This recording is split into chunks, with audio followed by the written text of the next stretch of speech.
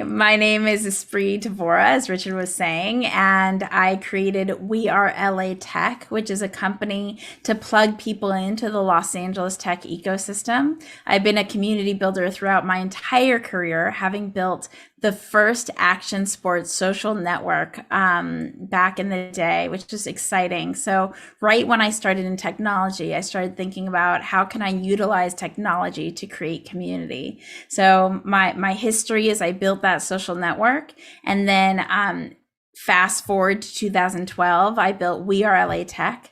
Fast forward to, I think it was about 2015, I launched the Women in Tech podcast. And right around 2014, 2015 is when podcasting started to get popular. So I was just in the right place at the right time, already building community, already producing a lot of events. And then podcasting became my medium to continue cultivating community. And so that's the fast track of my life. And why? Tell us a little bit about Women in Tech, the Women in Tech podcast. I've listened to it, and it's very good. Oh, thanks. Tell us a little bit about the Women in Tech podcast. Why did you start it, and how long it's been on the air? Sure. So I launched the first episode in 2015. I started producing it before that. And I launched the Women in Tech podcast because so I'd already built my action sports social network. I'd already raised money, and I found these groups for women in tech that started to be put together. And in all the group settings, the conversation would always be how women are held back or how women can't do this and can't do that. And I thought, wow, if I had heard all of this before, maybe I wouldn't have believed that I could raise money, that I could build this action sports social network. And so I wanted to create a positive piece of content, sharing stories that would empower listeners to say, hey, if she can do it, so can I. So on the podcast, we share different mentorships that's been accessed, different resources, different lessons learned, different strategies that the women have overcome and executed on in order to get to where they are today. And I just believe that as long as listeners can see examples of what's possible, then they can do that too.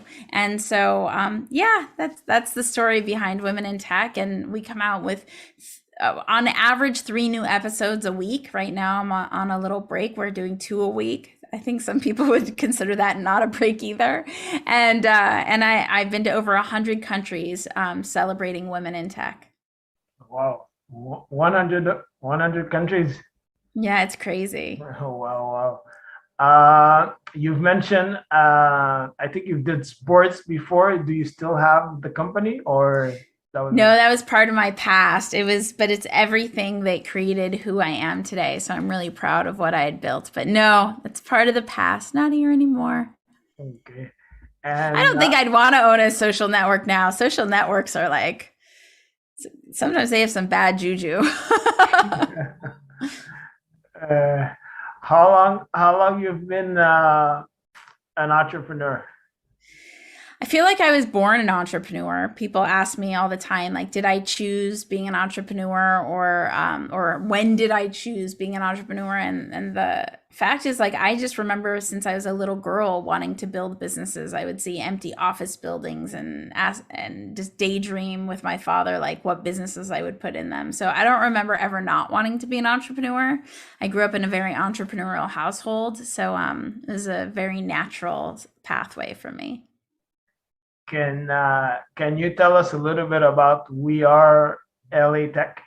Yeah. So, in building my sports company, I did it on my own. I had a co-founder, but I mean, it was really me figuring everything out on my own.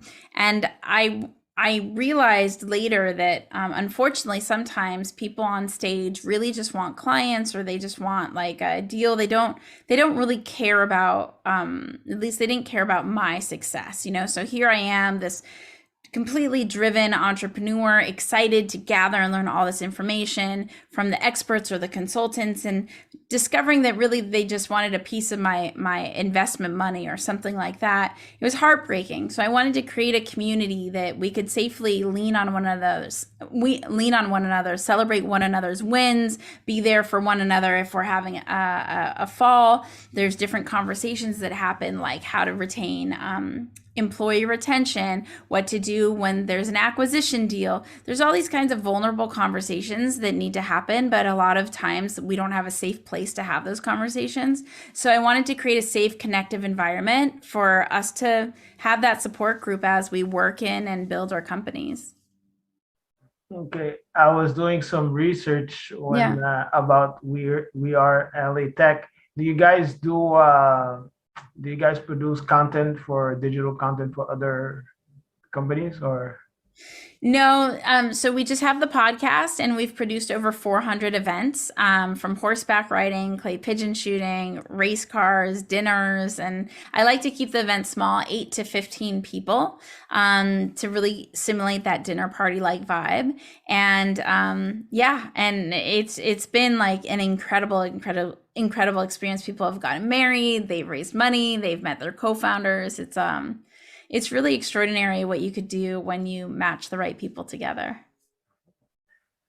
What are the challenges that you face as an entrepreneur? You must have faced some challenges.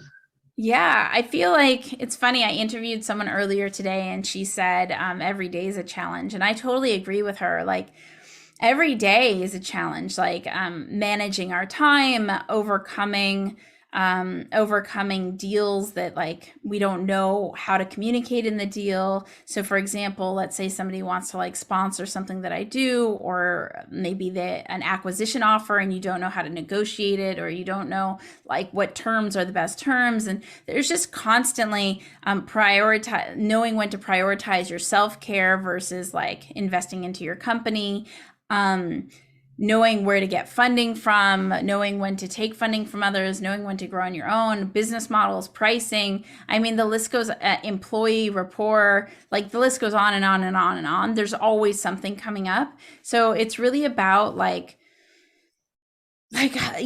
wanting to be on this ride, because the ride is not easy. And a lot of times, like, I'll ask my guests, like, why do it if it's not easy? Because I know the reason why I do it, even though it's not easy, it's my identity. It's who I am. It's how I show up in the world. It's what I think about. So it just like this is me. But I'm always curious to ask them, like, why do you do it? Like, when it's so difficult. And there's so many answers, from wanting to live a purposeful life to a mission driven life to having control over what you do to being having a certain capacity of finance that you could gain if you stay within a job. There's only so much wealth that you could build, but if you're entrepreneurial, you could exceed that. So there's tons of different reasons that people go about it, but for me, it's my identity, and it's very challenging, very, very, very challenging, and also very creative and very exciting. Do you have other business ventures besides We Are LA Tech? Yeah, I feel like, so yes and no. So technically I have a production company focused on tech, lifestyle, and culture that produces content and that produces events. And then I have different brands under that company. So I have like the Espree Devora brand, I have the We Are LA Tech brand, I have the Women in Tech brand. Yesterday I created the NFT brand. So there's different brands underneath that content, underneath that umbrella. But at the top level of it, I have one company that's a production company, and we've built technology to unify a community, content to unify a community, in-person events to unify a community, matchmaking to unify. I mean, just everything is a unification of community. Yeah. What advice would you have for someone who wants to become an entrepreneur, whether they're male or female? It's like, is this something you deeply and genuinely totally want? Do you want the lifestyle of being an entrepreneur? I think the biggest like power we have as entrepreneurs is to understand our intuition is our oracle, really trusting ourselves, because one thing in being an entrepreneur is you'll get a lot of advice from a lot of different people, and it will be conflicting advice, and you won't know which one is the right advice.